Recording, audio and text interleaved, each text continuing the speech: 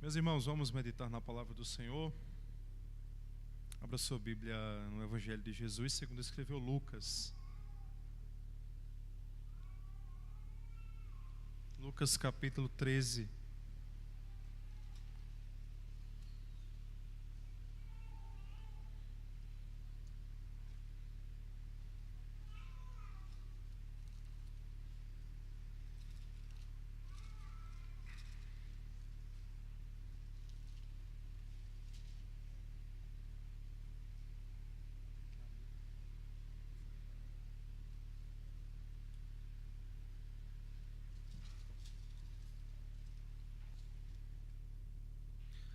Lucas capítulo 13, verso 18 e o verso 19.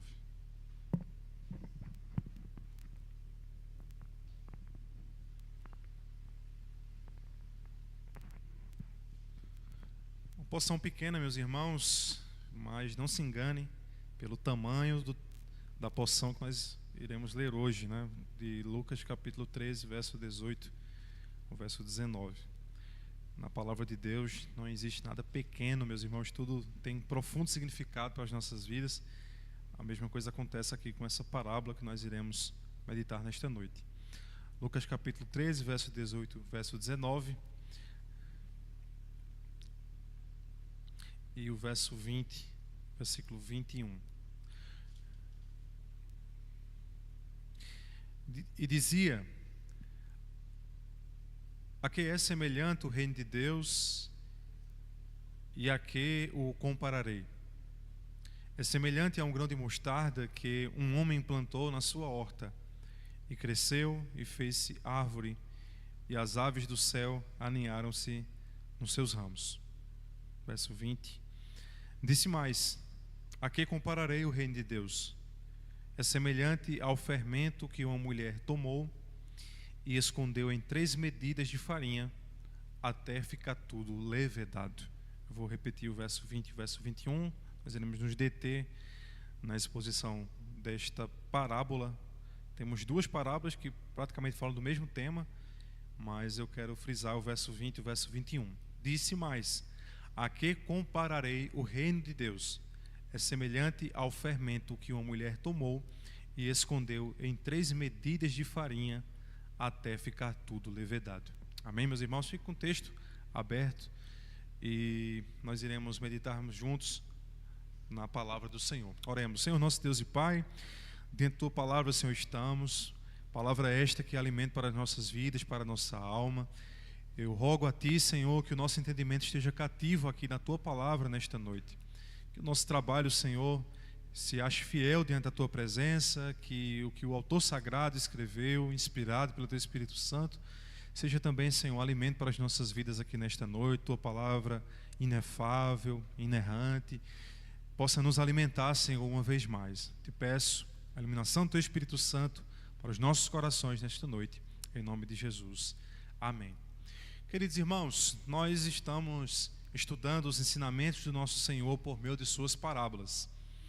Até aqui já vimos que as parábolas é um importante recurso utilizado pelo nosso Senhor. Nosso Senhor contou inúmeras parábolas. As parábolas que o nosso Senhor contava, todas elas, não era apenas para... Se bem que uma parábola ela pode chamar sua atenção pela história bonita que ela tem. Filho pródigo, ovelha perdida. Mas não é a finalidade da parábola que você acha ela bonita. Mas há um propósito espiritual na parábola. Toda parábola ela tem um ensinamento espiritual ao término dela. O nosso Senhor fez uso deste recurso por diversas vezes. Irmãos, era muito bom, gostoso de ouvir Jesus, porque não há nada melhor do que ouvir uma boa história. Ouvir um conto, uma história, é uma coisa que nós gostamos, faz parte de nossa natureza. Então, quando o nosso Senhor resolve ensinar por meio de parábolas, certamente Ele tinha a graça de muitas pessoas ali para ouvi-lo, tirando, é claro, o lado espiritual, transcendente, do poder de Deus por meio da anunciação do Evangelho na boca do nosso Senhor. Mas as parábolas por si só têm essa finalidade de nos prender a atenção. Nós já vimos que pelas parábolas o nosso Senhor tem ensinado a nossa igreja aqui, ensinado o seu povo por meio do Evangelho nas diversas gerações da sua igreja, toda vez que nós estudamos as parábolas, nós estamos diante de um texto, de uma narrativa que vai nos explicar sobre o reino de Deus, a natureza de Deus, às vezes sobre oração, mordomia, julgamento, discipulado.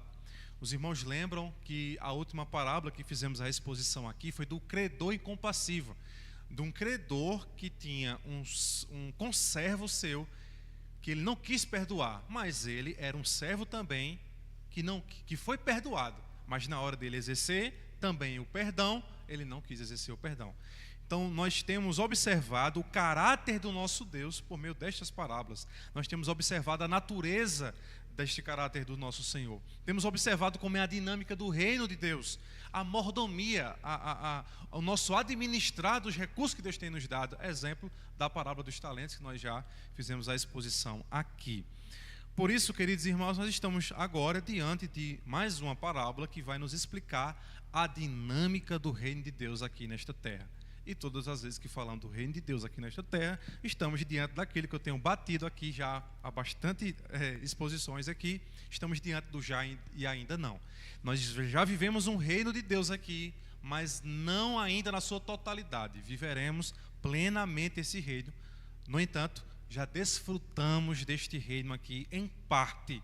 Por isso, quando ouvimos uma parábola que fala da dinâmica do reino de Deus, entenda que é uma coisa que você já experimenta, mas vai experimentar plenamente na eternidade. Queridos, o Senhor aqui nesta parábola, eu fiz a questão de ler com os irmãos aqui o versículo 18 e o versículo 19, que é a parábola do grão de mostarda. Vocês certamente já ouviram essa parábola em algum momento de vossa vida cristã. Aquela parábola que nos fala de uma semente chamada grão de mostarda, que o homem plantou, é uma semente muito pequenina, mas depois se torna uma árvore grandiosa, frondosa. As aves do céu até mesmo vão se aninhar nos seus ramos. Nós já ouvimos essa parábola em algum momento da nossa vida cristã. Agora, há uma outra parábola, que é essa que eu li aqui com os irmãos, do verso 20 e do versículo 21, que não é tão conhecida, tão famosa quanto a parábola do grão de mostarda, mas ela detém, meus irmãos, um ensinamento profundo para as nossas vidas. Nós iremos observar isso aqui nesta noite. Essa parábola, meus irmãos, ela quer ilustrar a inevitável consequência do evangelho quando ele é posto em ação. A parábola do grão de mostarda e a parábola do fermento são parábolas que nos mostram a consequência inevitável de quando o evangelho do nosso Senhor Jesus Cristo está em ação. O grão de mostarda e do fermento. Deixa eu logo introduzir vocês aqui numa questão. Meus irmãos, o grão de mostarda é colocado na terra, não é verdade? Logo já começa a nascer um broto. Daqui a pouco do broto vai se tornando um caulezinho, daqui a pouco vai se tornando algo maior, um arbusto, depois vai se tornando uma pequenina árvore, depois vai se tornando uma árvore maior. Pergunto para os irmãos, tudo isso é muito aparente. Você está vendo um grão de mostarda que foi lançado na terra, mas daqui a pouco ele já começa a aparecer, a se mostrar. Perceba que o nosso Senhor, quando conta a parábola do grão de mostarda, ele também está querendo nos ensinar desta dinâmica do reino dele. Existe algo no reino de Deus que é notório para todo mundo ver. A igreja do nosso Senhor começou minúscula, pequena, poucos discípulos, 1, 2, 3, 12 discípulos, depois 70 discípulos, apóstolos, um cento de irmãos reunidos em Atos capítulo 2, mas depois, meus irmãos, e nós estamos vivendo, por exemplo, aqui no Brasil, né? No Brasil, segundo as últimas estatísticas do IBGE, nós já somos mais de 30 milhões de evangélicos aqui neste país. Então imagine você algo que começou com poucos, mas que agora é algo frondoso, uma grande árvore, como é o caso aqui dessa parábola que o nosso Senhor conta. Então, no evangelho do nosso Senhor, no reino de Deus, há essa dinâmica notória, perceptível para todos nós. O reino de Deus cresce à vista de todos também. No entanto, o reino de Deus também fala de algo que acontece na intimidade, algo que acontece sem percebermos bem a dinâmica daquilo. E é nesse perfil que se encaixa essa parábola do fermento. Enquanto Jesus fala de um grão de mostarda que se torna uma árvore grandiosa, que todo mundo vê, Jesus fala também de uma mulher que coloca fermento numa massa que aparentemente é a mesma massa, mas a massa que era de um tamanho, agora está em outro tamanho. Por isso eu quero ver com os meus irmãos nesta noite uma compreensão e uma aplicação desta parábola do fermento para as nossas vidas. Veja aí, meus irmãos, no verso 20, que o texto nos diz. Verso 20 do capítulo 13 que nós estamos meditando aqui nesta noite. Diz o que, meus irmãos, o texto?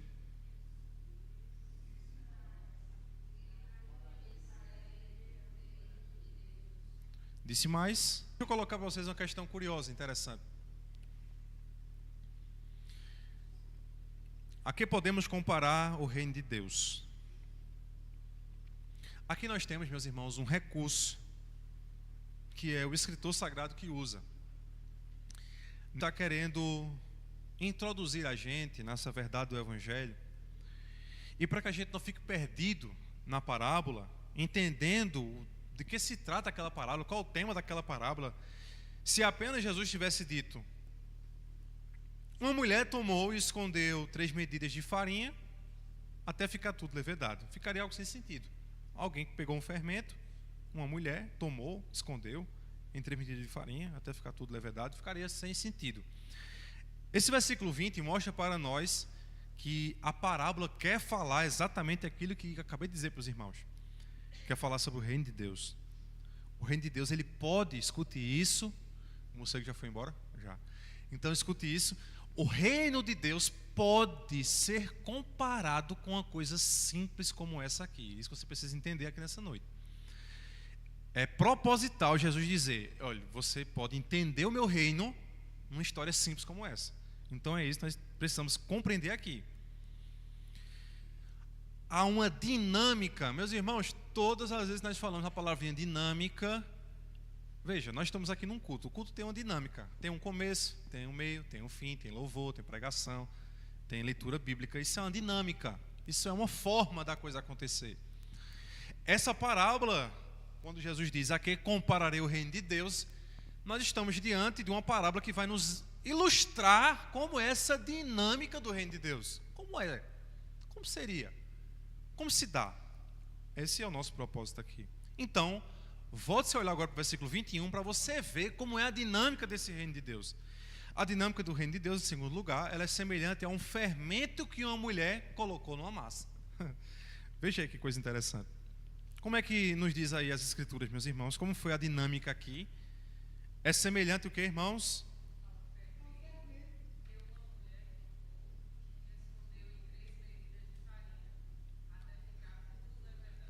Olha, e hoje num contexto que a gente compra pão na padaria, 5 horas da manhã, já tem um padeiro que está lá desde 3 horas da manhã, trabalhando, suando, botando lenha lá no forno, a gente não sabe muito bem mais o que é isso, meus irmãos.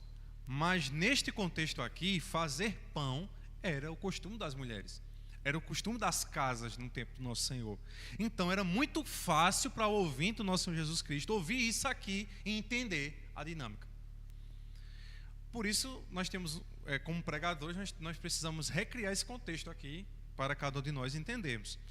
Então, embora nós estejamos distantes dessa realidade de produzir pão dentro de casa, alguém aqui faz bolo em casa? Né? Ontem nós podemos desfrutar de um bolo muito bom aqui, teve um encontro de jovens, nós desfrutamos de um bolo muito bom. O bolo estava fofinho, e para aquele bolo estar fofinho, né, tá daquele jeito, foi preciso colocar fermento, né? A irmã que fez o bolo deve estar por aqui, né? Então foi preciso colocar um fermento para que o bolo crescesse um pouquinho, aumentasse o tamanho. Então, hoje as minhas irmãs aqui, principalmente, talvez meus irmãos aqui também que se atrevam na cozinha, talvez você use o bendito fermento, esse recurso tão importante aqui na produção de pão. Meus irmãos, vejamos o seguinte: fermento. Fermento na Bíblia é usado muitas vezes como uma figura de linguagem. O que é isso? Em muitas ocasiões nas Escrituras, os escritores sagrados usaram a palavra fermento para ilustrar uma dinâmica também. E você vai perceber na Bíblia, escute isso, é importante você guardar. Apenas aqui neste texto é onde você vê o fermento sendo usado de forma positiva. Porque em todos os outros textos da Escritura, o fermento é usado para ilustrar um processo delicado, pecaminoso e errado nas nossas vidas.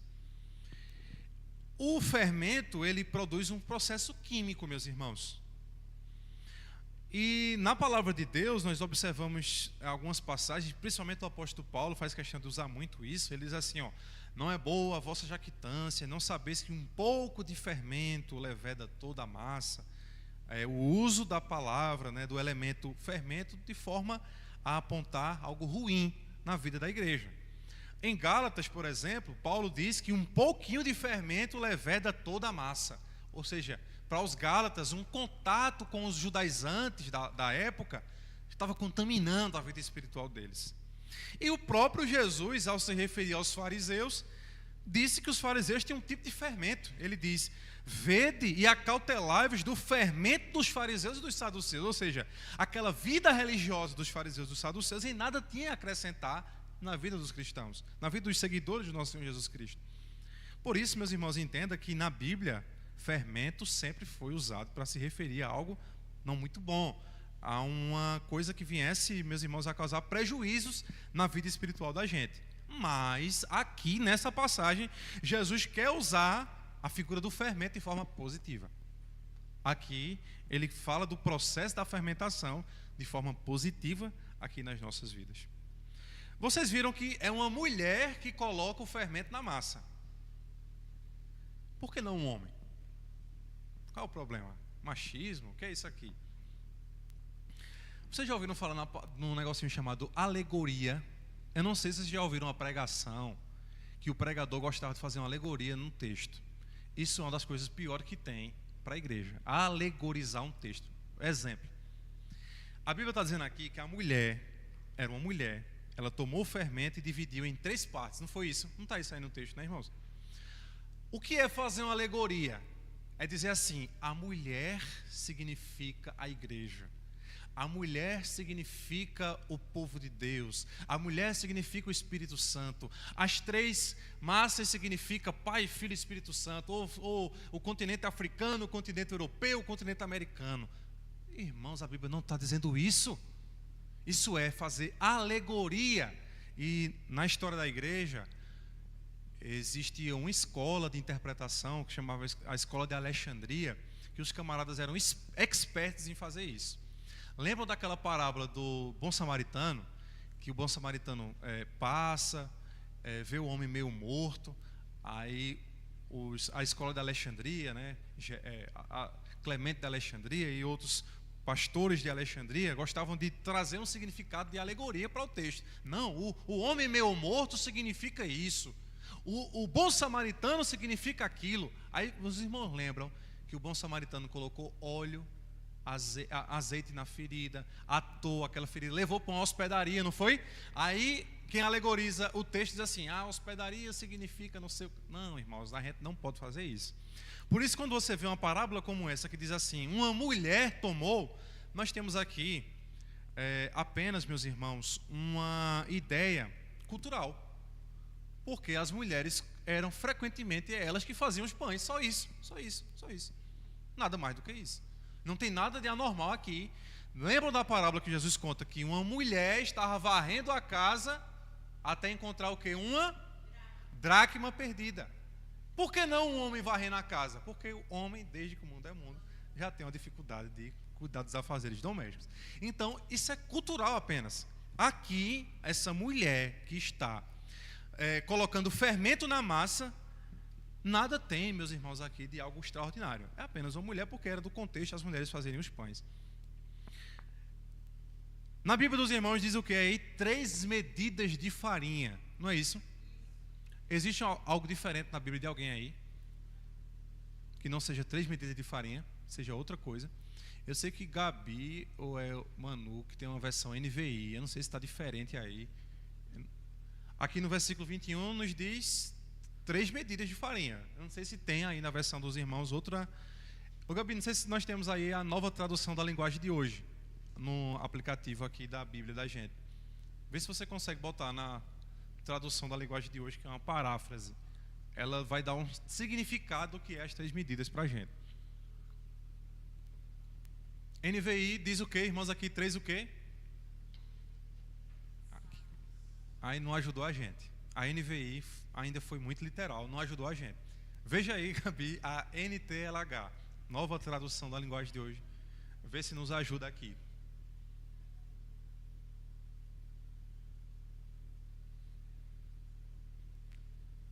Eita, aí não.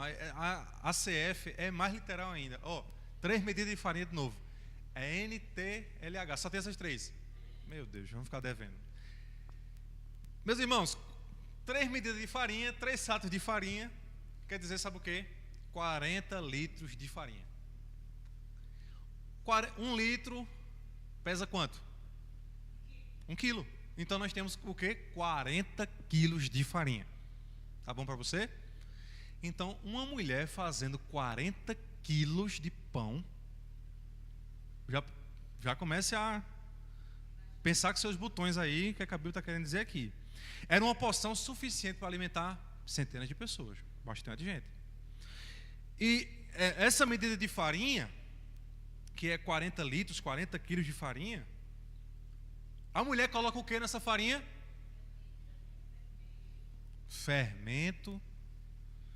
Agora, eu não fiz essa pesquisa, me ajudem aí as irmãs que mexem com bolo, com pão, com massa de pizza. O fermento aumenta o peso?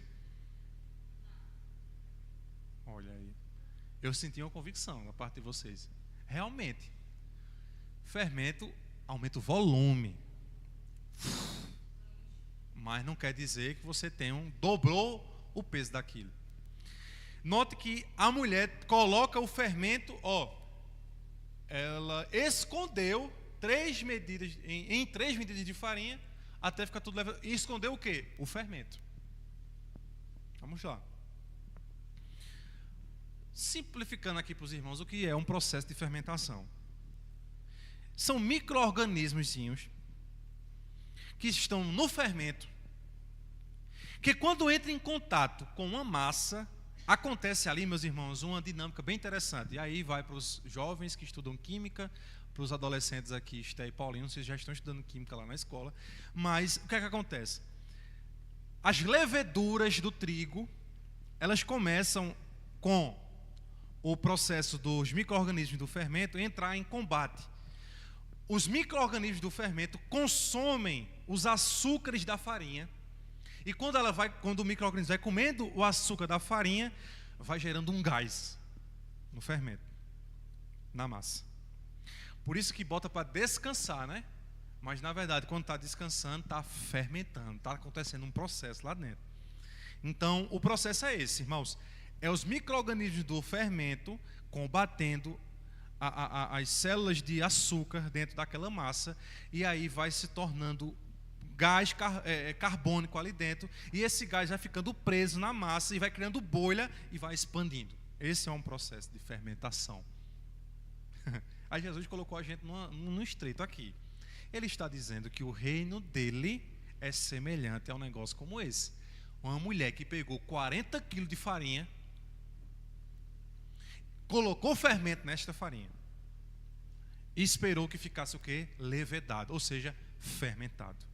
Vamos, meus irmãos, aqui para as aplicações do que esse texto quer dizer para nós. Em primeiro lugar, é importante que nós entendamos que o reino de Deus possui uma dinâmica. Nosso Senhor quer que a gente olhe para essa história hoje e entenda, olhe, tem uma sabedoria nisso aqui. Jesus não contou isso aqui em vão. Jesus está querendo nos ensinar alguma coisa a respeito disso aqui. Jesus, ele é proposital, meus irmãos, ele é pedagógico. Ele está colocando diante de nós um recurso que serve para você pensar mesmo. É uma história simples, meus irmãos, é colocar fermento numa farinha, em 40 quilos de farinha. Por isso, a nossa mentalidade, que é afetada pelo pecado, diante de uma história tão simples como essa, a gente pode ficar meio assim, rapaz, o que é que tem de espiritual aí? Mas tem. É importante que nós reconheçamos que Jesus propositalmente quis dizer que o reino dele tem uma dinâmica parecida com simplesmente o ato de uma mulher colocar fermento numa massa em 40 quilos de farinha. Segundo lugar, É importante que você note algo bem interessante. O fermento já existe na massa ou o fermento é colocado na massa?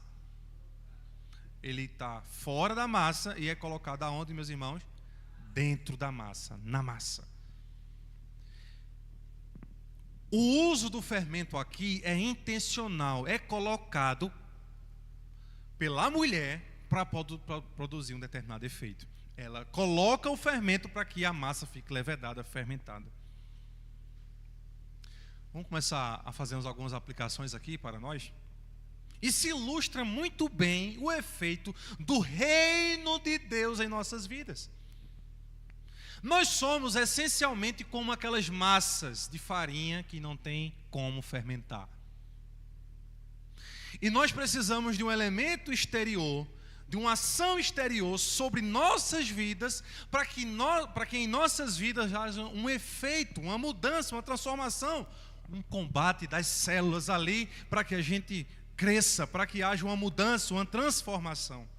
Por isso, quando Jesus diz que o reino dele é semelhante à mulher que escondeu fermento em 40 quilos de farinha, e que essa massa ficou levedada, fermentada, Jesus está nos mostrando que o elemento do fermento aqui tem uma importância de ilustrar para nós esse efeito externo que entra na massa e produz uma mudança dentro dela, produz um crescimento, e esse crescimento vai gerar alimento para as pessoas que precisarão. Veja, meus irmãos, também algo importante em terceiro lugar. O fermento trabalha no interior. Isso é bem interessante nós observamos. Diferente do que acontece com o grão de mostarda, que é pequenininho, colocado na terra, e logo começa o broto a sair, e você acompanha todo aquele crescimento, nós não conseguimos visualizar o efeito do fermento.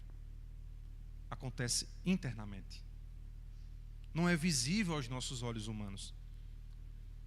A função do fermento é mais profunda. É no interior, é nas moléculas, é lá dentro. Isso aponta, meus irmãos, muito bem para um efeito que o Evangelho tem em nossas vidas, lá no interior de nossas vidas.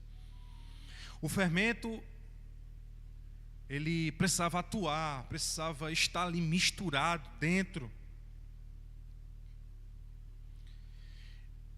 Esse fermento está trabalhando, esse fermento foi colocado ali dentro. Esse fermento está escondido dentro da massa. Mas é verdade que esse fermento está trabalhando dentro daquela massa. Nós observamos, meus irmãos, nessa porção das Escrituras, geralmente, irmãs, deixa eu me referir mais a vocês aqui, porque culturalmente são as que estão mais envolvidas na culinária. Embora nós, homens, também nos atrevemos a isso, né? Geralmente, quando se coloca um fermento numa massa, precisa misturar. Porque se você botar só num cantinho ali, corre o risco de fermentar aquela parte e não fermentar tudo. Não é verdade? 40 quilos de massa, de farinha. Será que precisaria ser misturado ou não? Para que pudesse ter um efeito bom, não é verdade? Será que isso também não quer dizer que a nossa vida espiritual, o reino de Deus, também trabalha da mesma forma? Às vezes tem gente que coloca o fermento só numa área da vida. Às vezes tem gente que coloca o fermento apenas naquele ponto. Às vezes pode ter cristãos que estão colocando o fermento só no domingo, no dia de vir para a igreja. E toda a massa, todos os dias de sua vida, todas as ocasiões de sua história, da sua rotina, poderiam sofrer a influência do bom fermento de Cristo, mas não sofrem a influência do bom fermento de Cristo. E aí, meus irmãos, nós temos um problema, uma deficiência, algo que não sofre uma mudança como deveria sofrer esta mudança. Estudando essa passagem, eu me lembrei de Zaqueu. Zaqueu é um exemplo prático do que Jesus está querendo dizer aqui nesta parábola do fermento. Zaqueu é um homem publicano, um judeu traidor para o próprio povo judeu. Ele está cobrando impostos de forma excessiva, ele está traindo a confiança. Ele é um homem mau, ele é um homem corrupto, ele enriqueceu por meio da corrupção. Esse é Zaqueu. E Jesus resolve ir para a casa de quem, meus irmãos? de Zaqueu. E disseram o quê? Está errado. Mas, meus irmãos, Jesus, naquela ocasião, é o bom fermento na vida de Zaqueu. Zaqueu não presta para nada. Zaqueu é escanteado, marginalizado. Zaqueu. Quando Jesus está dentro da casa de Zaqueu, acontece algo que nós conhecemos como conversão. O coração de pedra transforma-se num coração de carne. O entendimento obscurecido pelo pecado, ou seja, que só via corrupção, maneiras de tirar vantagem do seu próximo, agora é convertido e Zaqueu começa a ver o quão truculento, mal, corrupto ele era. E ele diz assim: se eu tenho defraudado alguém, eu vou restituir 4 vezes mais. Aí você olha assim, como pode essa massa ruim agora se tornar algo bom, prazeroso, algo fermentado que pode servir de alimento? Esse é o efeito do Evangelho nas nossas vidas. Jesus, o bom fermento na vida de Zaqueu, começa a entrar em todas as áreas da vida de Zaqueu. E se destacava a atividade profissional de Zaqueu como cobrador de impostos. E o Evangelho, meus irmãos, é para todo homem, o homem todo.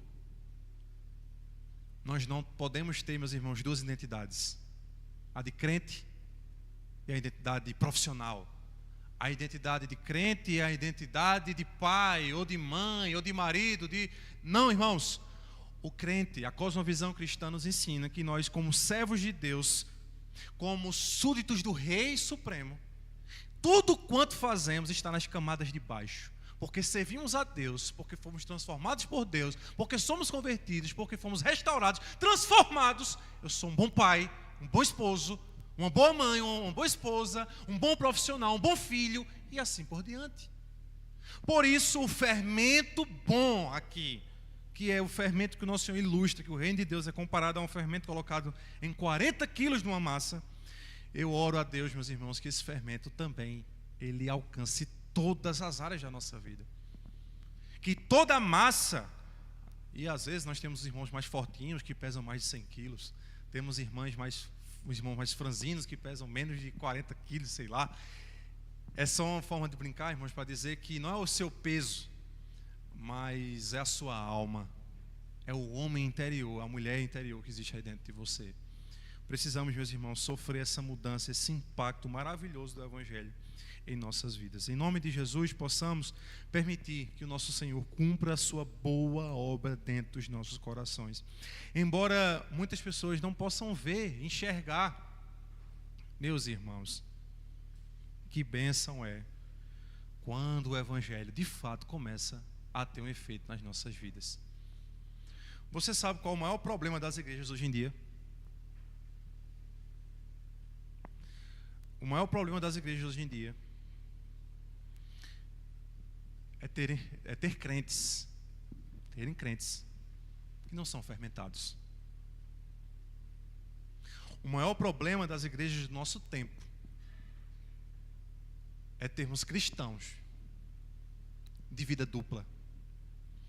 É termos cristãos que não se permitem ser totalmente levedado, fermentado com o fermento bom de Cristo. Como pode, no Brasil, sermos hoje, segundo as estatísticas, que nós nos próximos 10 anos seremos a maioria nesse país de evangélicos? E quando você olha a bancada evangélica lá na Câmara dos Deputados, quando você olha os ditos cujos evangélicos na política, quando você vê os evangélicos nas outras áreas da sociedade, a gente pergunta, certo, qual a influência que a gente está gerando nessa sociedade? Irmãos, pode para pensar. Jesus só precisou de um Paulo para fazer um estrago enorme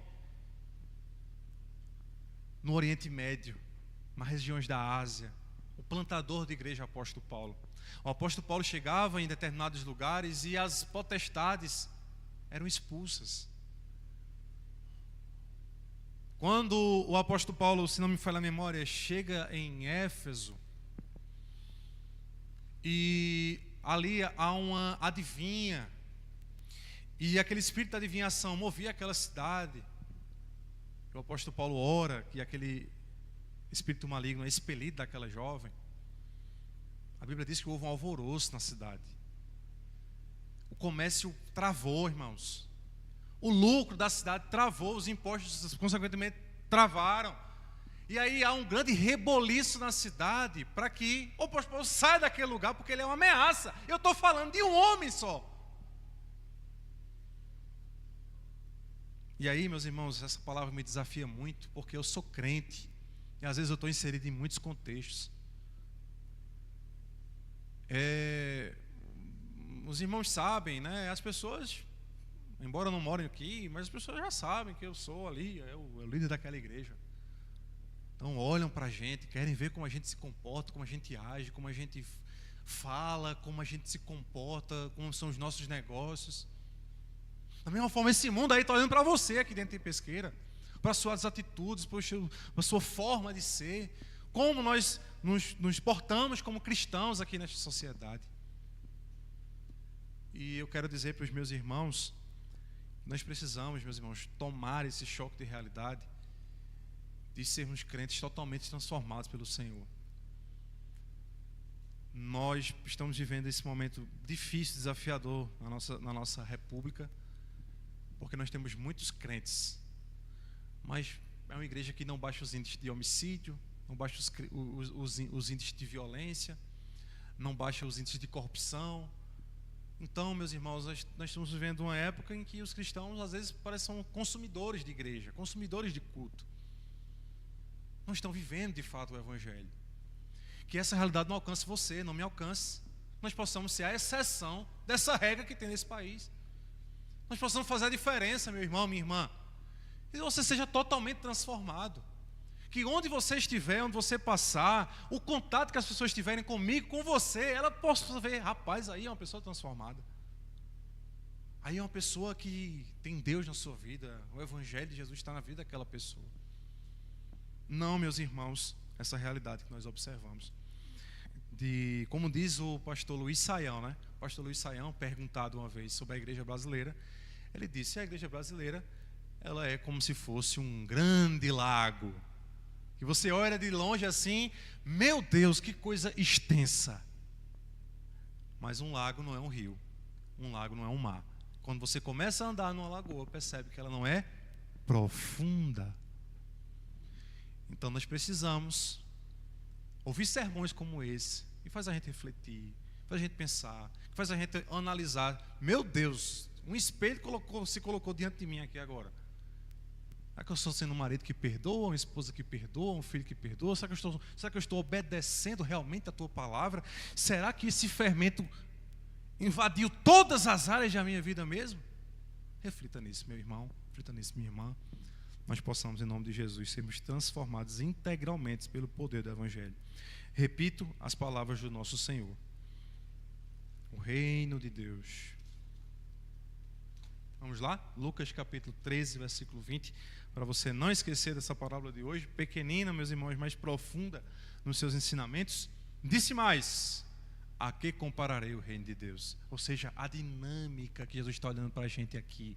A igreja congregacional de Pesqueira, Jesus está dizendo: como eu posso comparar a dinâmica dos irmãos de Pesqueira, dos irmãos do Brasil, dos irmãos espalhados pelo mundo? Verso 21. É semelhante ao fermento que uma mulher tomou e escondeu em 3 medidas de farinha, 40 quilos de farinha, até ficar tudo levedado, tudo transformado, tudo, as moléculas todas sofrerem a transformação da fermentação. Amém, meus irmãos? Vamos ficar de pé, agradecer ao Senhor com uma oração.